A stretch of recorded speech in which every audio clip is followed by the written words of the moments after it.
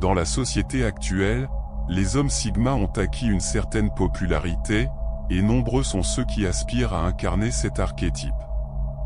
Toutefois, il est important de comprendre que tous ceux qui se qualifient de sigma ne possèdent pas réellement les traits distinctifs d'un véritable sigma. Alors que les vrais sigmas se caractérisent par une force intérieure, une indépendance réelle et une authenticité, les faux sigmas, eux, se concentrent principalement sur l'image et l'autopromotion. Cet article explore les principales différences entre les vrais et les faux sigmas, et nous montre comment les reconnaître dans la société moderne. Indépendance réelle vs. Indépendance apparente. Un véritable homme sigma affiche une indépendance authentique, fondée sur des convictions profondes et personnelles. Il n'agit pas par esprit de rébellion ou pour rechercher une quelconque reconnaissance extérieure. Il suit ses principes, même lorsque cela signifie aller à l'encontre des attentes de la société. À l'inverse, le faux sigma mise davantage sur l'apparence d'indépendance. Ses choix sont souvent dictés par un besoin de se démarquer ou de défier l'autorité de façon ostentatoire. Par exemple, un vrai sigma prendra des décisions professionnelles en fonction de ses passions et de ses valeurs profondes, tandis qu'un faux sigma choisira des actions inattendues juste pour attirer l'attention, sans réelle conviction. Confiance en soi vs. Compensation excessive. Les vrais sigmas dégagent une confiance en soi naturelle et discrète, reposant sur l'acceptation de soi et une sérénité intérieure. Ils n'ont pas besoin de prouver quoi que ce soit aux autres, et sont parfaitement à l'aise avec leurs forces et leurs faiblesses. Le faux sigma, quant à lui, cherche constamment à prouver sa supériorité. Il se montre souvent excessivement dominateur lors des conversations et peut devenir agressif ou défensif face à la critique, par peur de perdre sa façade de confiance. Authenticité vs. Gestion de l'image. Un vrai sigma met l'accent sur l'authenticité. Il est sincère envers lui-même et les autres, exprimant ses pensées et ses sentiments réels, sans chercher à manipuler l'opinion publique. Même s'il se montre vulnérable, cela ne le dérange pas. En revanche, les faux sigmas jouent souvent un rôle pour impressionner. Ils portent un masque émotionnel, cachant leurs véritables intentions. Par exemple, un faux sigma peut prétendre être un grand penseur en évoquant des sujets complexes, alors qu'il n'a en réalité pas réfléchi profondément à ces questions. Réflexion profonde vs. Discussion superficielle. Les vrais sigmas sont des penseurs profonds.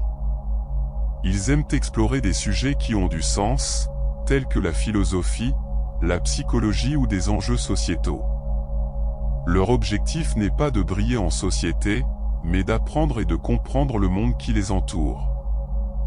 Les faux sigmas, en revanche, cherchent à paraître intellectuels sans réellement en avoir l'intellect. Ils se contentent de citer des auteurs célèbres ou d'utiliser des termes complexes pour paraître plus profonds qu'ils ne le sont vraiment. Dominance subtile vs. Contrôle imposé. Un homme sigma véritable exerce une forme de dominance subtile, qui découle de sa stabilité intérieure et de son assurance.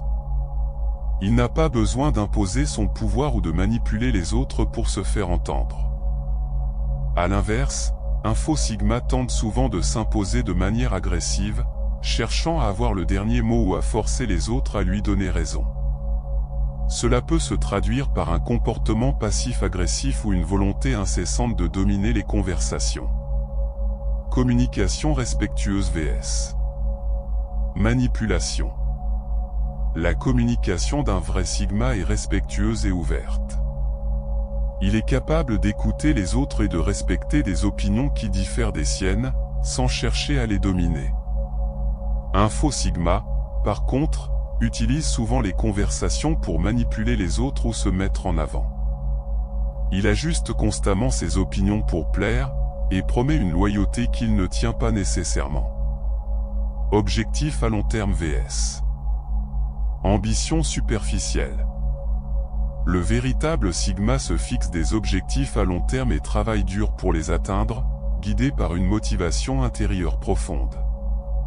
Il est animé par la recherche de sens et de développement personnel, et non par le désir de reconnaissance immédiate. Le faux Sigma, quant à lui, se concentre sur des succès à court terme ou cherche à plaire aux autres, manquant souvent de persévérance et de discipline pour atteindre des objectifs à long terme. Il abandonne facilement lorsqu'il ne reçoit pas l'attention ou la validation qu'il attend. Conclusion. La différence fondamentale entre un vrai et un faux Sigma réside dans la profondeur de leur motivation et dans la manière dont ils agissent. Un véritable Sigma recherche une indépendance intérieure, une authenticité sincère et une compréhension profonde du monde, tandis qu'un faux Sigma est davantage préoccupé par l'image qu'il projette et la reconnaissance extérieure. Si vous aspirez à devenir un Sigma, il est essentiel de vous poser la question, vos qualités sont-elles véritablement enracinées dans vos convictions, ou n'êtes-vous qu'en train de construire une façade ? Comprendre ces différences permet de discerner la véritable force et l'authenticité de simples stratégies d'autopromotion.